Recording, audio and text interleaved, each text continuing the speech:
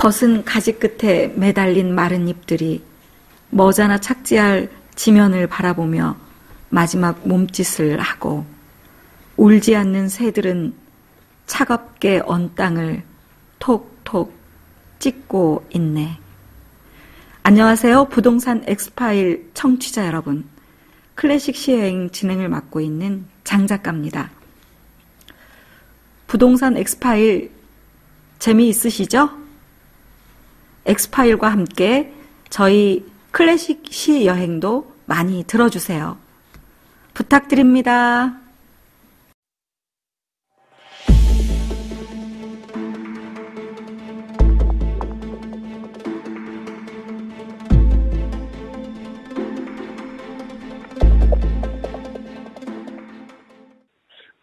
안녕하세요. 부동산 엑스파일 김 PD입니다. 네, 안녕하세요. 오늘도 여지없이 말이 안 맞네요. 네. 네, 항상 얘기했죠. 한 템포만 쉬라고.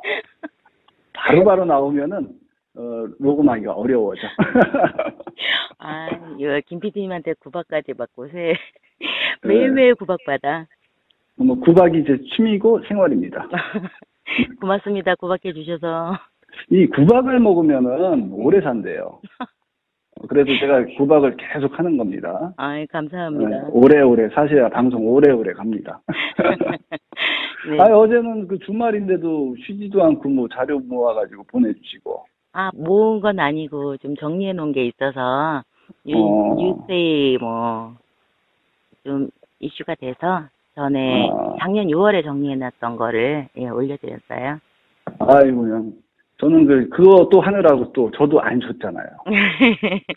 제가 팟캐스트로 네. 좋은 프로그램이 있더라고요. 그래가지고 그거를 청취를 하면서 있었는데 저도 계속 공부하는 입장에서 그래서 네. 다른 방송도 들어가면서 좀 수준 높게 업그레이드를 해야 되겠다 해서 공부 중이었었는데 띵동 하고 보내셔가지고 또 저도 부랴부랴 작업해서 띵동 하고 날렸습니다. 감사합니다. 쉬실 때는 푹 쉬세요. 네네. 그럼 이제 본론으로 들어갈게요. 네. 제가 전번에 밴드에 올려드린 기사 이거 네, 보셨죠? 네, 밴드에 자주 올려주시죠. 네. 깡통 전세 올 것이 왔다. 네네. 보증금 3억 날린 사연 해가지고 네. 제가 올려드렸는데 조금 있다가 이게 어떻게 이렇게 될 수가 있나 해가지고 올려드린 건데 네. 어떻게 읽어보셨어요? 그냥 내용은 제목은 그런데요. 네네. 네, 주요 내용은 이런 깡통 전세 때문에 그 깡통 전세를 우려해서 그 주택도시보증공사에서 하는 전세 보증금 반환 보증 실적이 올라가고 있다. 이런 얘기고요. 네. 사례는 서울 마포구 용강동에 있는 아파트 경매 사례에서 보증금 3억에 전세 계약을 했는데, 그래서 전입을 했는데, 전입 신고하고 확정일자 받았지만, 선순위 채권이 6억 6천이 있었대요. 네, 그런데 경매 넘어갔고 5억 1천만 원에 낙찰돼서 이분 보증금 전부 받지 못하셨다는 얘기죠. 3억을 날렸다는 얘기네요, 그냥. 그대로, 네네. 그대로 갖다 바쳤네. 그러면은 네. 이 깡통 전세가 되는 그 이유가 뭡니까, 이게? 일단은 선순위 대출이 있었는데 요즘 워낙 전세가 귀하다 보니까 이 선순위 채권이라는 게 여기 잡혀있는 우리 사례에서도 보는 것처럼 6억 6천만 원이 있는데 이거 120% 설정이 되거든요. 보통 은행권에서. 그러면 약 5억을 빌려도 6억이 설정이 돼요. 근데 6억 정도 설정이 되니까 실채권액은 5억이다 이런 거에 얘기를 들어서 8억 아파트 값이 8억이면 실채권이 5억이니까 거의 100% 된다 이런 식으로 해서 들어가게 되는데 대출이자 못 내고 집주인이 다른 수익이 없고 전세는 다 낮고 월세를 받는 것도 아니니까. 그렇죠. 예, 대출이자 원금 상환, 원리금 상환 못하면 채권 회수하려고 들어가겠죠. 야, 지금 책정 자체가 그러면은 좀 뭔가 잘못된 거 아닌가요? 이거는 지금 집값이 이제 상승을 멈춰서 그런 것도 있고요. 지금 LTV, DTI 규제를 좀 완화했던 규제를 또 이제 좀 조이면서 아마 갈아타셔야 하는데 대출을 이게 무슨 말씀인지 네. 아시죠? 네, 저 같은 사람도 알겠네요. 네. 그래서 LT 뭔가 DT 뭔가 이렇게 해가지고 저기께서 이렇게 마구 주실 때랑 이제 어려워지니까 자꾸 조여오는 그런 관계. 전에는 5억에 해주다가 이제는 4억밖에 안 된다 그러고 이러면 그 1억 갑자기 어디서 마련하겠어요. 무슨 말씀인지 전세금을 더 올리든지 해야 되는데 또 그럴 만하게 또 받을 수는 없고. 그러면은 참 답이 없죠. 네, 맞아요. 답이 없어요. 그러면은 이런 비슷한 유사한 사기 사례라든지 그런 어떤 사례들이 있었나요? 이런 게? 대출 자체만으로 사기 사례가 있지는 않은데요. 네네. 제가 원래 깡통 전세인 것 중에 사무소를 통해서 들어가면 서류를 확인하고 들어가기 때문에 네네. 이거 자체로 깡통 전세 자체로는 사기를 치지 않는데 좀 악의적인 악의적인 임대인들이 처음에 임대를 놓을 때 계약을 할 때는 대출을 받지 않아요. 대출을 받지 않고 그러니까 전혀 채권 최고액이 없는 상태에서 등기부등본을 확인하고 계약을 해요. 계약을 하는데 이제 계약서 쓰자마자 입주할 때까지 한 달이든지 최대 45일까지 기간이 있을 거 아니에요. 그렇죠. 잔금까지. 그러면 계약해놓고 그 다음에 계약서는 계약서대로 전세 계약을 해놓고 대출을 받는 거예요. 선순위 없이. 자기가 살던 집 전세를 놓으면서 대출을 받는 거예요. 그러면 보통은 확정일자나 전입신고를 잔금 치르고 하게 되죠. 그렇죠. 네. 이제 그때는 확인해서. 후순위가 되는 거네? 후순위가? 그렇죠. 후순위가 되는 거죠. 네. 그러니까 그런 사례가 있었어요. 예전에 송파구에 어떤 분 그분은 참 악의적인 분이었죠. 그러니까 도저히 해결할 수 없는 그런 상황이 돼서 좀 어려움을 겪으셨던 적이 있어요. 야, 그러면은 그게 위험성이네요. 계약을 하고서 그 입주를 하기까지 진짜 나쁜 어떤 악의적인 마음을 먹은 사람이 진짜 대출을 받는다 그러면은 방법이 없네요. 그럼. 그러니까 계약을 잘 써야죠, 이제.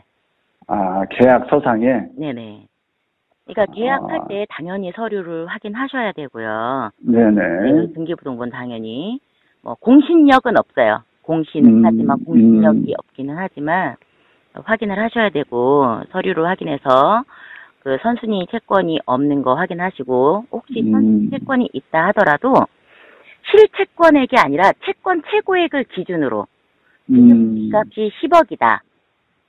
그런데 실제는 5억을 받았지만 그 채권 최고액이 6억이다 그러면 실채권액 5억이니까 나 전세금 5억까지 줘도 안전하다 이렇게 생각하시면 안 되고 4억 정도 수준이어도 참 위험한데 4억 정도 하셔야 돼요. 그러니까 채권 최고액을 기준으로 해서 하셔야 돼요. 그러면은 지금 아까 마포구에서 있었던 그 기사 내용을 보면은 우리가 전번에 방송했었잖아요. 조금 무리가 되더라도 그냥 그 물건을 그냥 인수해서 사셔도 된다.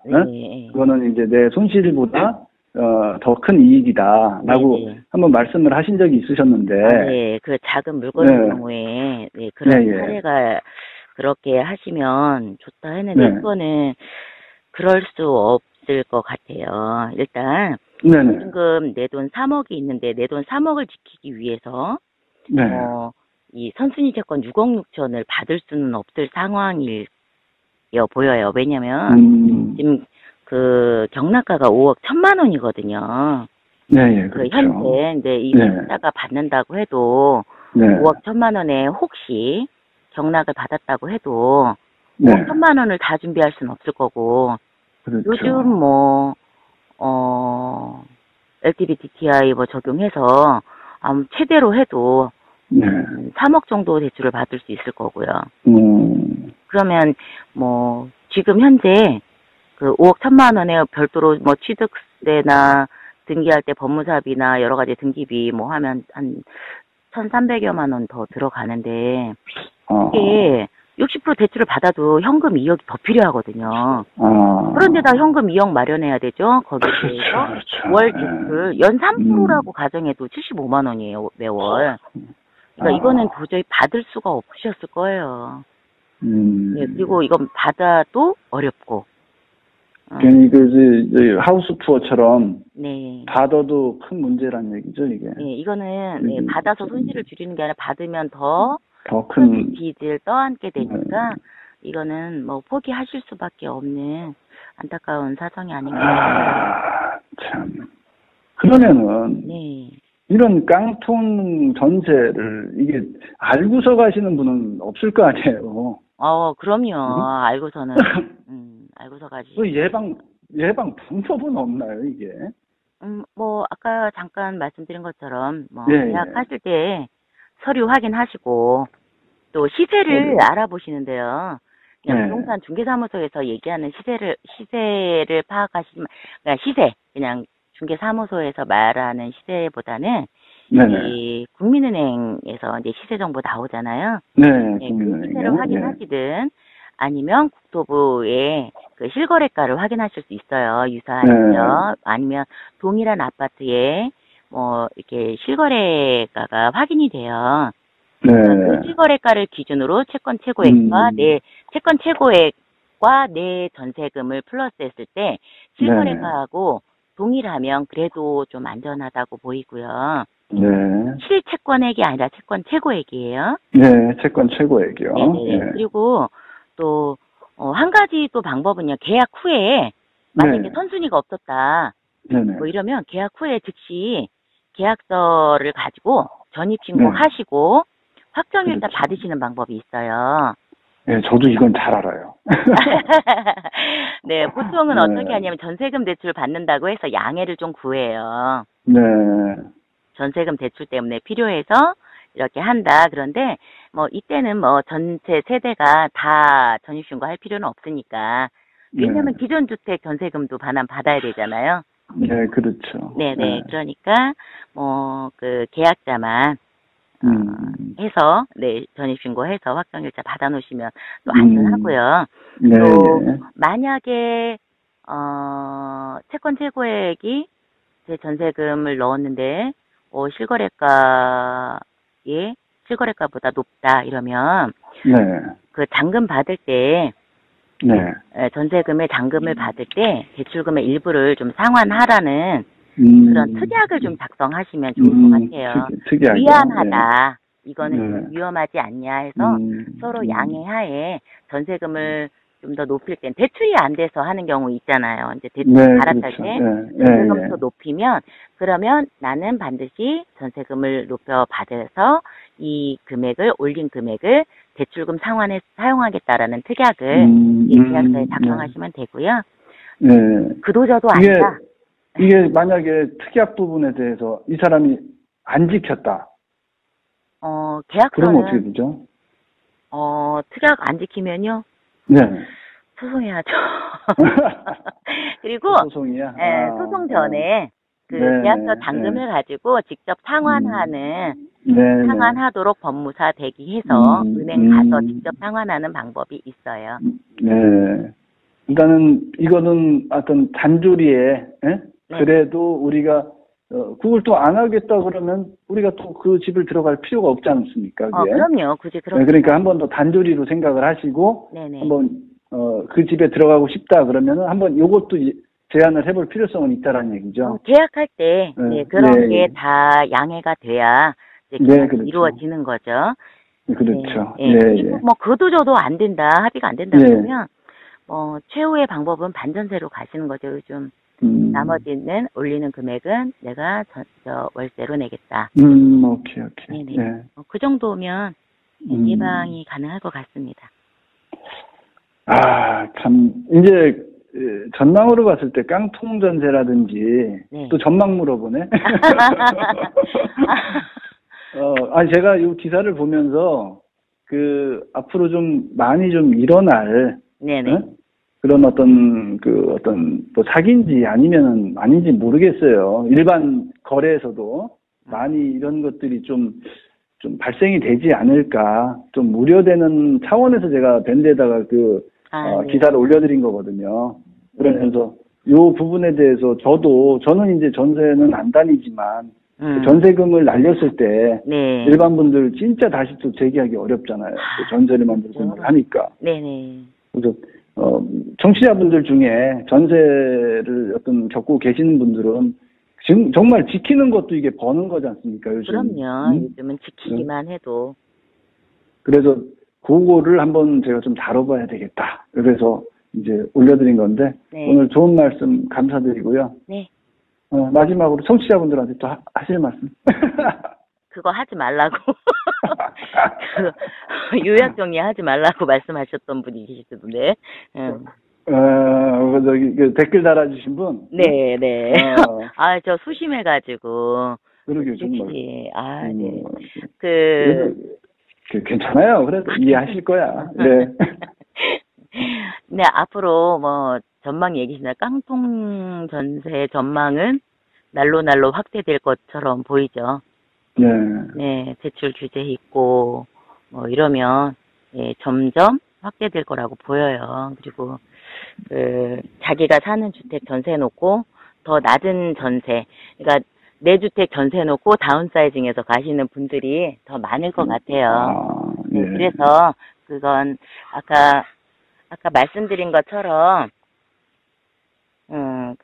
예방하는 방법 좀 참고하셔서, 그렇게 하셔야지 될 것 같습니다. 알겠습니다. 오늘은 방송 여기까지. 네. 하시고, 예방을 하셔서 사전에 우리 가족, 우리 가정 꼭 지키시길 바라겠습니다. 우리 청취자분들. 네. 오늘도 고생하셨고요. 네. 부동산 엑스파일 여기서 마치도록 하겠습니다. 네, 감사합니다. 네, 감사합니다.